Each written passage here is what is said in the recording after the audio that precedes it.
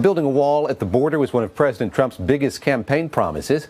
Now, as he heads into his 2020 re-election campaign, the construction of that wall is running into another snag: landowners in Texas.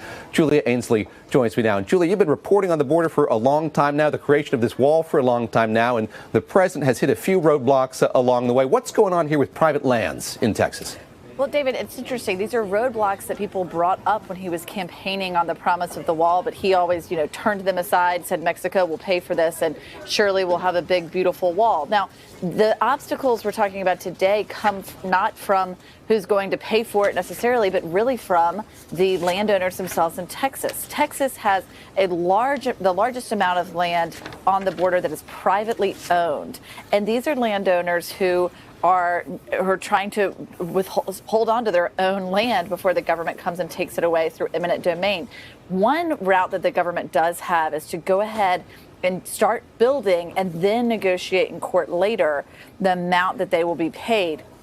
But in order to do that, they have to argue that this is a matter of a national emergency. And as we've seen, that argument has already been tested in court. One lawyer I spoke to who's representing a client with land on the border said that his client has actually been in a court battle over protecting his land since 2008, when the Bush administration tried to acquire it for a similar purpose.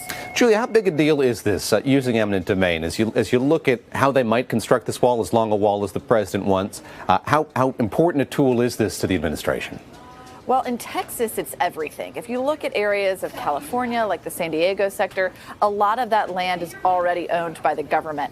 But in Texas, they really can't build what they want to build. And the president couldn't make good on his promise, which he has now defined as building 450 miles of border wall by the end of 2021. He won't be able to make good on that unless they can start seizing this land through eminent domain. And we understand that he has tasked his senior advisor and son-in-law, Jared Kushner, with this very task. But they're already running into a lot of issues in court, and it could drag out that timeline. And then for the landowners themselves, if the government does make the case this is a matter of a national emergency, then the landowners may have to secede and say this and give it to the government. Julia, let me ask you about the legal strategy here. And we've seen a number of these challenges, administration decisions being challenged in a court. Most recently, there was this effort to use DOD funding to pay for the cost of this wall. That was struck down in a court. Help us understand the jurisprudence here, the legal strategy the administration is working with, and why we keep seeing the challenges that we've been seeing.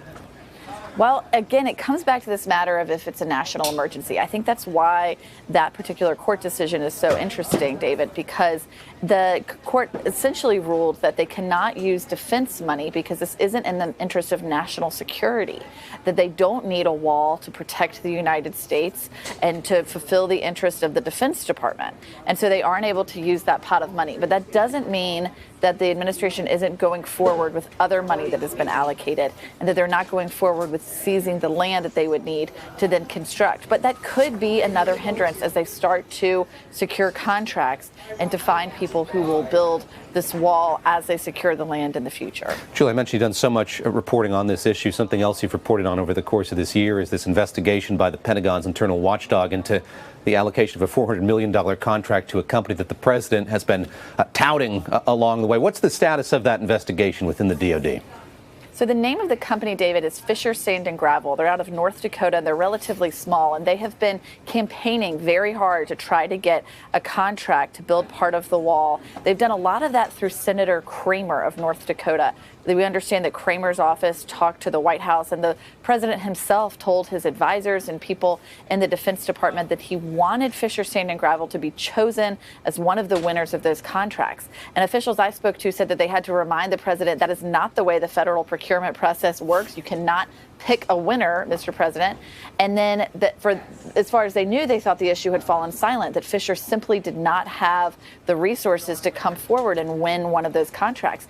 But in early December, they did win one of those contracts for $400 million to build 35 miles of wall along the border in Texas. So there are a lot of questions now, and the Department of Defense watchdog, their inspector general, is looking into how this contract was awarded, if it was done properly, or maybe if there was some outside outside influence. And I should also add that my colleague Courtney Cubie and I recently reported that the Government Accountability Office has also now been asked to look into the same contract. Last question here is just about what the president's ambitions are, and I suspect as this campaign continues, he's going to continue talking about the wall. But he said he wants to build 450 miles of it by next year. Given what we've been talking about, the issues with eminent domain, the challenges that the administration has faced, how likely is it that he's going to have that to show for himself as he continues to campaign? It's hard to imagine how that gets done, David. I mean, I understand once you have a contract, something like this can be built in a matter of months. But think about what we're already looking at. The court challenges on the federal level in terms of funding, the civil lawsuits over how much the government needs to pay, whether or not they can seize that land until that amount of money is negotiated between the landowner and the government. There are huge problems. And let's think about the fact that the president has been in office since 2017, and already we have only seen maybe about 9 miles of actual new border wall. What the president tweets about, those videos you see, that's usually replacement or repair of existing border barrier, which is much easier to do. You don't have to go through the legal process you do to acquire new land. So, I don't like to rule anything out, but I think it would be a significant challenge to meet that promise. Significant challenge. Julia Ainsley, thank you very much as always. Appreciate it. Thank you, David.